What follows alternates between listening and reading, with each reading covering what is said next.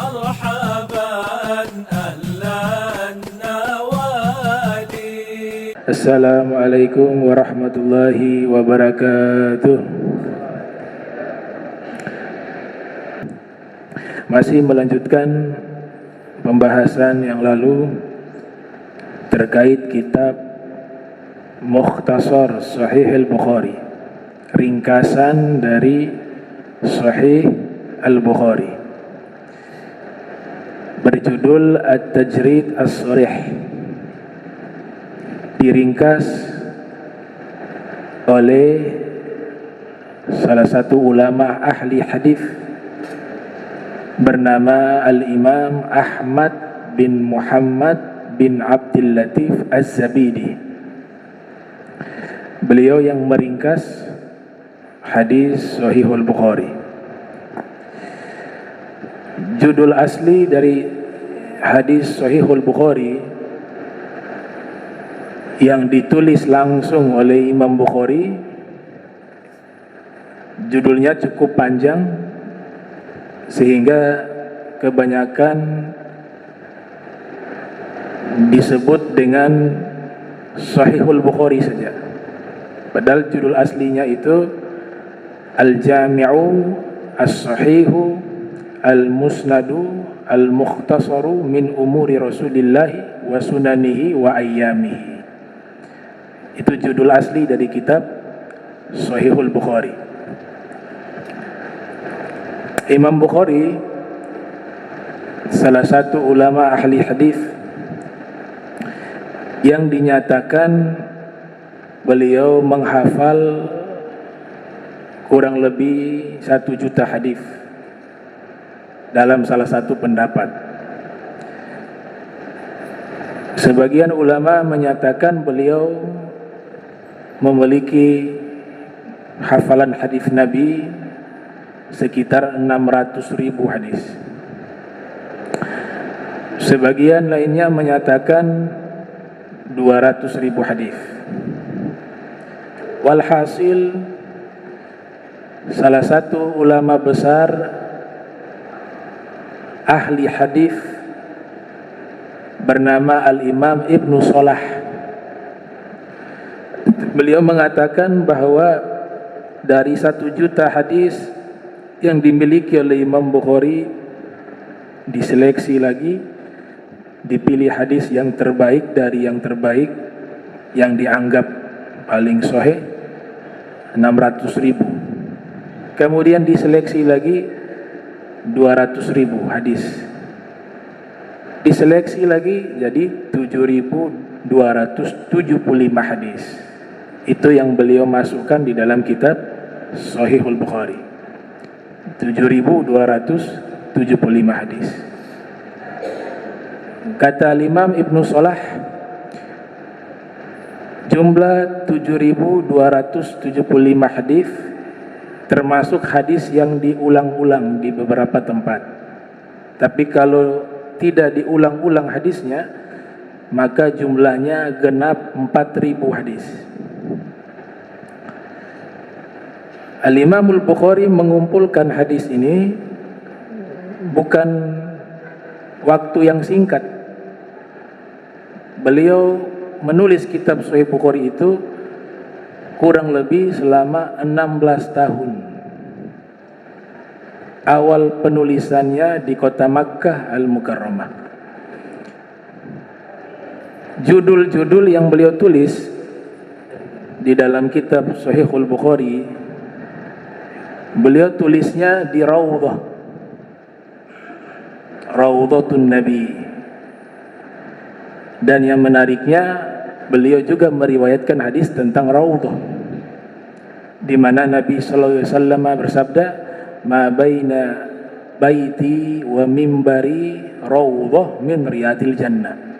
Lokasi yang berada di antara rumahku dan mimbarku adalah Raudhah, taman surga, sabda Nabi Muhammad sallallahu alaihi wasallam.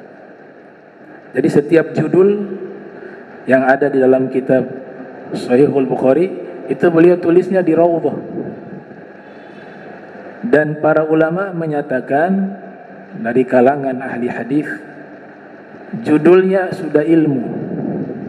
Judul yang beliau letakkan itu sudah disebut sebagai ilmu.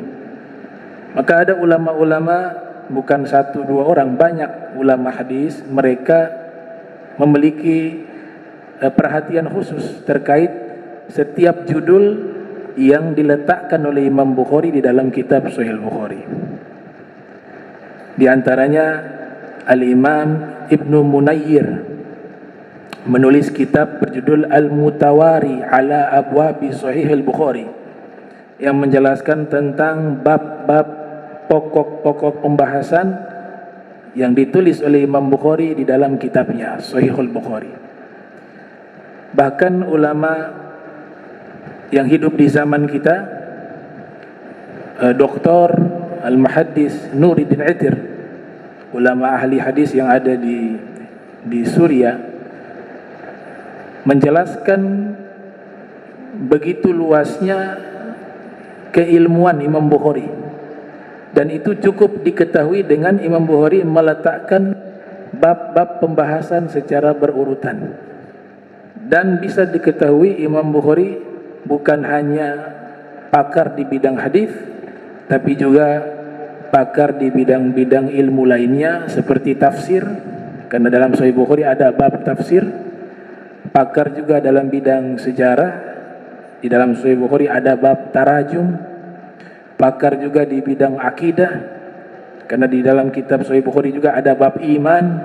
Pakar juga di dalam bidang fikih, karena di dalam kitab Sahih Bukhari juga ada pembahasan-pembahasan tentang fikih, walaupun tidak secara komprehensif.